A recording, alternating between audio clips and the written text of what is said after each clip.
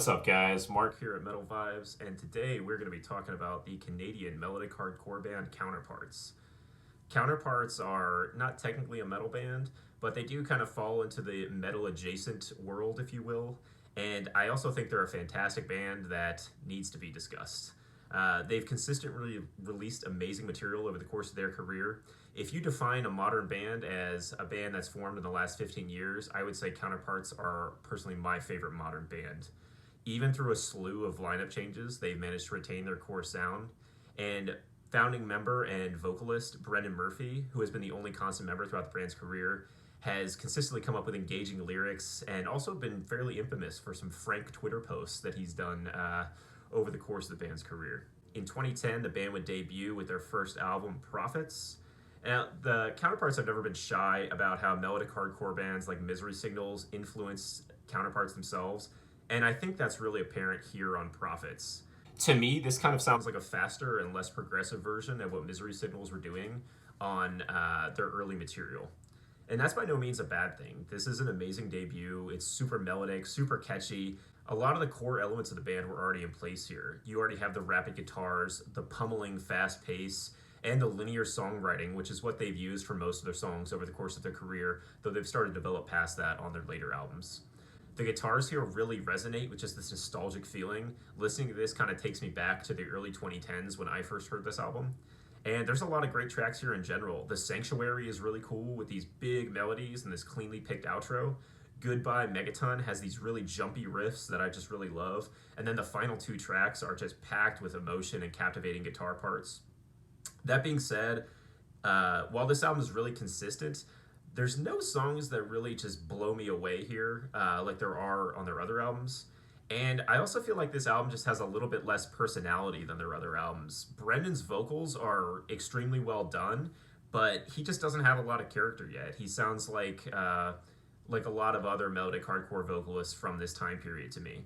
The riffs too, while again they're outstanding, they just don't quite have that same signature Counterparts feel that would be developed on later albums. So while I love this album and I would wholeheartedly recommend it to any fan of melodic hardcore, I actually have to rank it pretty low in their discography just because I think their later albums would improve so much, and I love their later albums so much.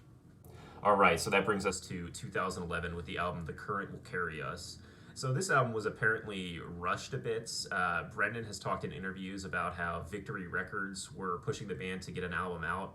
And so I guess the band kind of felt like they didn't have the time to refine this one as much as they did with their first album. Brendan infamously hates this album, saying it, quote, sucks shit out of a toilet. I personally disagree with that vehemently. I think this album is fantastic. Compared to the last album, I think this has a lot more personality, and I think it's a much more interesting record. The guitars here are still very fast, still very intricate, but to me, they play some less obvious melodies. The guitar parts just sound a little different than what you would hear from other melodic hardcore bands. The linear songwriting is still here, but it almost has this improvised quality, like you're just hearing a stream of consciousness, just a stream of great ideas coming from the guitarists.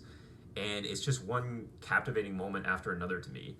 That also extends to the vocals. It feels like Brendan just kind of sat down and didn't really think too much about what he was necessarily going to say with these lyrics. It's almost like he just sat down and poured his heart out into the lyrics and just screamed whatever he was thinking. I think that's really apparent on the opening track, The Disconnect, and particularly the final segment of this song with the infamous lyrics, I fucking hate the world, I fucking hate myself. You cannot see the band live and have them play this song without the stage getting rushed with fans screaming along to these lyrics. I think this song too just kind of highlights how there's more standout tracks here, at least to me. The Disconnect is, I would say, the band's signature song. They almost always play it live as the closer, and it's a fantastic track. It's an absolutely amazing melodic hardcore song that is one of my personal favorites. But this isn't a case where that opening track overshadows the other tracks on the album. There's plenty of other fantastic songs here as well, particularly the song Jumping Ship, which has these really uplifting riffs, and then just this awesome guitar lick that occurs near the beginning of the song that just gets stuck in my head, and yeah, I just love it. Thank God is another really cool song with kind of a meaner approach, but still with these huge moments. And it's interesting to hear Brendan take a shot at religion, which is not something I think you hear a lot of bands in this genre do. Reflection is a great closer that has almost like a post-hardcore feel to it. That being said, I do have a few complaints about this album. There's a couple tracks I don't particularly care for. Sinking and The Optimist are two tracks that don't really do a whole lot for me. But overall, I think this is an outstanding record. It's definitely a huge step up from the debut for me, which I already loved a lot. This one just has a lot more character, just so many gripping moments, and while the last album sort of sounded like it could have been made by any melodic hardcore band, this one just feels like it could only have been made by this group of people at this specific point in time. And it hits me hard. This is a personal favorite of mine. In any other band's discography, this would probably be my favorite album, but when we're talking about Counterparts, they have some really heavy hitting albums. So because of that, I do got to leave some space at the top, but I'm definitely going to put it in the top half of the band's discography. All right, and that brings us to 2013 with the album The Difference Between Hell and Home. So I'll just come right out and say it. This is the best Counterparts album. This is the signature Counterparts album, and this is my personal favorite. The production here, just to start with that, is amazing. Super punchy drums, really bright guitars. This was the first album where they partnered with producer Will Putney, who has produced all their albums since then, and I think has played a big part in getting a great sound out of the band, and also helping to refine their songs to be as strong as possible. In terms of vocals on this album, Brendan just sounds like he's getting his skin peeled off. He finally sounds like the Brendan I know and love on all their other albums. Not that he didn't have an impressive performance on the previous albums, but I think really on this album is when he came into his own as a vocalist. The songs here are absolutely incredible. And not only are the individual songs good, but they just work together so well in the context of this album. Debris has this just infamous ending, just emotionally crushing. Compass, I would say, is the album's kind of crown jewel. It's got a verse-chorus structure, which is kind of a prelude to how they would start writing songs later in their career. And the soaring cleans during the chorus are awesome. The emotionally just crushing ending is terrific. Outliers, another great track with these bouncy chords. Witness just has this vicious breakdown where Brendan yells, "Life is what's killing me!" And then the fast pace at the beginning is really captivating. Even the interlude Decay is a great song, where it starts off with spoken word and steadily progresses and gets heavier and heavier before you just get these desperate shouts. Closer Soil is just a journey and sounds really nothing like anything else the band has ever done. There's really no bad songs here, and I really don't have anything bad to say about it. Even the fact that this has a drum machine rather than a real drummer doesn't really affect my enjoyment of it at all. To me, this is the ultimate Counterparts album. It's my favorite melodic hardcore album, and it's one of my favorite albums of all time. This is an essential listen and goes right at the top. There is one other album that they have that comes very close to The Difference Between Hell and Home, and we will get to that shortly. All right, and that brings us to 2015 with the album Tragedy Will Find Us. So longtime guitarist Alex Ray left after the recording of The Difference Between Hell and Home and was replaced on Tragedy Will Find Us by Adrian Lee. Tragedy Will Find Us seems to be ranked pretty highly by fans, which honestly I'm kind of surprised to see because I find this a pretty weak album overall, to be honest. Now, I say weak, but that's in the context of the band's discography. If any other band made this album, I would probably like it a lot more, but compared to their other albums, I just find myself not able to enjoy it as much. Compared to their other stuff, this feels a little bit more like straightforward hardcore. The guitars are a lot less melodic here, a lot less intricate, and there's a lot of songs here that just kind of blur together for me. Even right from the start with the opening track Stillborn, again, there's just not that much interesting going on. I do like the lyrics, I do like Brendan's delivery, but just not a song that captivates me. And even the singles, like Burn, for example, just don't do a whole lot for me. I just don't find them particularly interesting. That being said, there are a lot of songs here I do like. Resonate, I think, is probably the most underrated Counterparts song ever. Those slow, winding leads during the chorus are just awesome, and then the whole song just has this absolutely crushing feeling to it with a little bit of a slower pace in parts. It's a really great track. Collapse kind of feels like the spiritual successor to Wither from the previous album, with these fast, uplifting riffs at the beginning, and then kind of an extended outro. Although I will say, every time I listen to it, I kind of just think of how I like Wither a little bit more. Solace is just a fantastic closer with a slower pace, these chords that have so much emotion, and then this powerful scream chorus. and a lyrical callback to the previous album that I think is pretty cool. Yeah, overall, Trash You Will Find Us is a cohesive album, which I really like. The transitions between the songs and the sequencing is really good. I will say everything fits together well, and I have positive feelings about this album, even if I don't love it too much song by song. It's still the weakest Counterparts album, but it's still a great album. I own a copy of it on vinyl, and I still listen to it probably once a year. And while I don't think it's as good as their other albums, it's still a good album in my book. All right, so that brings us to 2017's "You're Not You Anymore." Now, with this album, prior to its recording, longtime guitarist Jesse Doreen left the band, replaced by Blake Hardman of Hundredth on guitar and backing vocals. On this album, they did have former guitarist Alex Ray help with some of the tracks, which kind of does call back a little bit to the band's earlier material. Before this album came out, I wasn't super excited about it. I wasn't huge on the singles, so I didn't have a whole lot of anticipation for this album.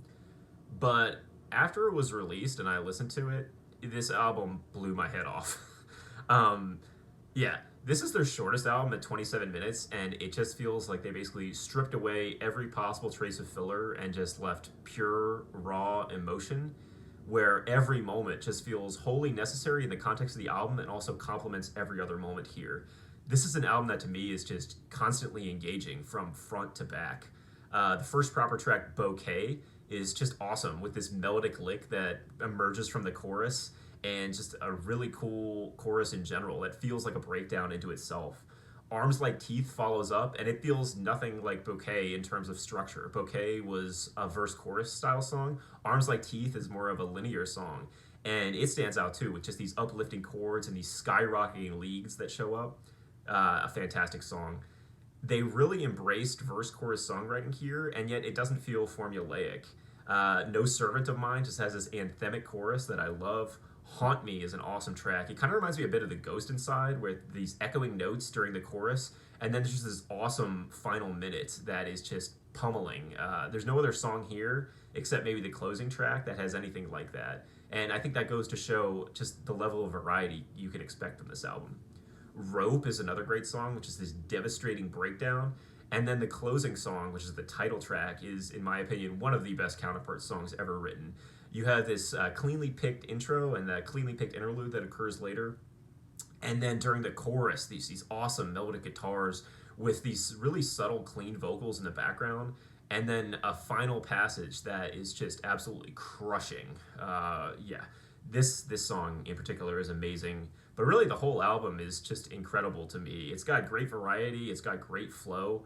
I do have a couple quibbles with it, though. The production here is a little stuffy to me. It just feels very overbearing at times, which isn't necessarily too bad considering the album is only 27 minutes. But if this had a production job like The Difference Between Hell and Home, I probably would like it more. There's also a couple tracks that I don't love as much as the others. I think Thieves plays an important role in this album because it gives you a really short, heavy song, but I've never been a particularly big fan of that track. A Memory Misread is another song where it's a good song, but for some reason the melody during the chorus has just always been a little annoying to me. So while I don't hate that song, it's probably my least favorite here. That being said, overall, this is another amazing album. This came out 5 years ago, and I still listen to it probably 4 or 5 times a year. I love this album. Very, very close second to me in the terms of their discography. And yeah, I cannot say enough good things about it. Another essential listen in my book. All right, and that brings us to 2019's Nothing Left to Love. So, former guitarist Jesse Doreen and Alex Ray both contributing to songwriting here. So this album does have a little bit of the character of their older stuff. And stylistically, it is pretty similar to their last album, but it seems like they tried to do a couple new things here. I think overall, though, this album just falters a little bit in the execution. And ultimately, I feel pretty mixed about this record. There's 2 things I think that really bother me. One is there's a couple tracks that I think are just pretty weak that I don't really like that much. And then 2, even on the songs I do like, I just feel like there's a couple moments or ideas that just don't quite work out as well as they should. In terms of songs I don't like, I think the track Your Own Knife, while it tries to be the album's short, heavy song, kind of just feels like a retread of Thieves or their other short, heavy songs from earlier albums, but it just doesn't work as well to me. It's not as interesting, and I think it goes on a little too long. Likewise, Cherished and Ocean of Another. Well, it seems like fans really enjoy these songs. To me, I just don't really like them that much. The guitars to me aren't really doing anything interesting on these tracks, and the choruses on these songs also sound kind of similar to each other. And I don't think the choruses are particularly great on those songs. I also have some quibbles with individual songs. Wings of Nightmares is a great track, but every time I listen to it, I just can't help but feel that epic melody that occurs during the chorus just feels like it doesn't quite fit, and I'm not sure why. The band do something cool here by closing with this moody rock song, the title track, and it's a neat approach, I think, but one thing about this song is that it feels like it's just constantly building and building, and you're expecting just these electric guitars to come in and these screams to come in, and for it to just be this heavy, powerful ending. And you do get some screams coming in later in the song, but to me, it just never feels like it builds up to the climax that it hints at. So every time I listen to this song, while I enjoy it, I just feel a little disappointed. That being said, there's a lot to like with this album. I think this has one of the best production jobs they've ever had. The drums here are super punchy, the guitars are super rich, and there's just a lot of depth to the soundstage here. I feel like I'm hearing a whole world as opposed to the last album where it just felt like everything was just very in your face. There's also some fantastic songs here. Nothing Left to Love has some of my favorite Counterparts songs. Separate Wounds is a slower track with an amazing breakdown. The guitar lick that occurs during the breakdown is one of my favorite things they've ever done. So cool. The chorus also is really catchy on this song. Imprints is another fantastic track. The guitar leads during the chorus and in the final minute are just absolutely incredible. The Hands That Used to Hold Me, another outstanding song, and Paradise and Plague, I love that track too. So yeah, while I have my quibbles with this album, I think there's a lot to love about it. I think it's cool that they tried to do some new things, even if they didn't always work out, and it's a pretty cohesive album. In terms of ranking, I had a hard time deciding between this one and Prophets, which one I liked more, but I think I ultimately have to give Nothing Left to Love a higher spot. I think this one has higher highs than Prophets. I think it's got a better production job. I think it's more varied, and I think it has more character than Prophets. So, while certainly not my favorite Counterparts album, and I would put it in the lower half of their discography, still an album I love a lot, and still an album I revisit quite often. Alright, so that brings us to their newest album, 2022's A Eulogy for Those Still Here, which just came out on October 7th. So, this was the band's first post-COVID album, and it was also their first album in 3 years, which is the longest gap they've ever had between studio albums. This album marks the return of guitarists Jesse Doreen and Alex Ray, which is pretty cool because these were the guitarists that were on the band's formative albums, like The Difference Between Hell and Home. One thing that's really interesting about this record is the band did a cool job of releasing singles that didn't spoil what the album sounded like. The singles that they released sound pretty much in line with what the band were doing on the last album, but the songs that weren't released as singles sound, I think, quite a bit different overall. Mainly because there's a lot more clean vocals used on this album than any other album. Now, they've used clean vocals in the past, but they've mostly been used as an embellishment, although they have become steadily more prominent over the band's career. Here, though, some of the clean vocals are so prominent that they feel like they carry the song themselves. The title track, I think, is a good example of that, which kind of sounds like a Life in Your Way song. The clean vocals on this are awesome. They sound really smooth, really soaring, and I think they're really well done. I think it's great to hear them doing something new by incorporating some of the clean vocals, but I have to say I do have some issues with them. The ending of the title track in particular, which is great, it feels like it leans on the clean vocals too much in that it seems like the guitars aren't really doing anything particularly interesting here, so the band rely on the clean vocal melodies to kind of provide something to engage the listener. And, while that's fine, generally speaking, with Counterparts, I expect these fast, intricate guitars, or at least something cool going on with guitars, and I don't know if I necessarily get that all the time on this album or with this song. The closing track, A Masquerade of Saints, also leans really heavily on the clean vocals, and while a lot of people seem to like this song, I'm honestly not the hugest fan of it. I don't really like the melodies that the clean vocals sing during the chorus. I feel like the chorus is repeated a little too often, and I feel like this just leans really heavily on the clean vocals. There's not really any guitar parts on here that really blow me away. It's not a bad song, but I just don't love it as much as their previous closing tracks. There are a couple other issues with this album too. Soil 2 and Skin Beneath a Scar both kind of follow a similar approach where they start off with soft, clean picking and then kind of build up into something a little heavier. They both kind of feel like glorified interludes to me, and while it's not bad, having both tracks on the album just doesn't feel necessary. I think the band should have picked one or the other. I think including both of them kind of also disrupted the album's flow a bit in the second half. That I would say is pretty much the extent of my criticisms, though. This is another great Counterparts album, and there's a lot of great tracks here. Bound to the Burn is awesome with these catchy riffs and this super catchy clean chorus. Flesh to Fill Your Wounds, I think, corrects the problems that occurred on the closing track for me, where the clean vocals are just used to great effect and in combination with really intricate guitars. This is just everything I wanted this album to be, I think.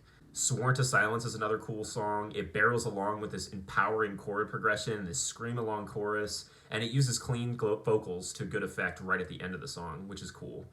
The song Whispers of Your Death is another really notable track.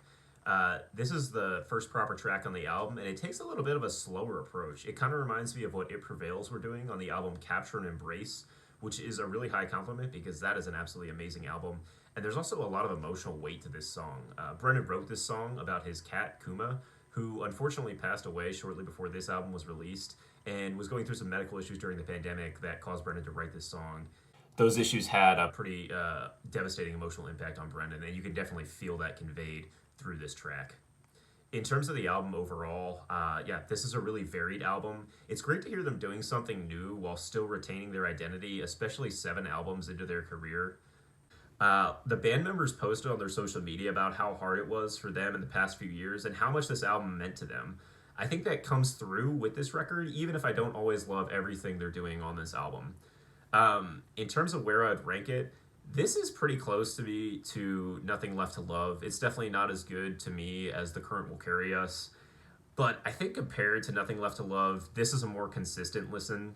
My least favorite songs here are better than my least favorite songs from Nothing Left to Love. And the criticisms that I have with this album don't bother me as much as the criticisms I have with Nothing Left to Love. So because of that, I will put it right here in the empty spot in the middle of their discography, and I feel pretty good about that ranking. I will say that on previous Counterparts albums, they've almost always grown on me, where I do enjoy them more months or even years after the release compared to right after the release. So time will tell if I start to enjoy this album more, but for now, I think I'm good with that ranking. But yeah, let me know in the comments what you think of Counterparts. What is your favorite Counterparts album? How would you rank their albums? And if you like this video, please subscribe, please drop me a like, and I will see you next time. Stay heavy.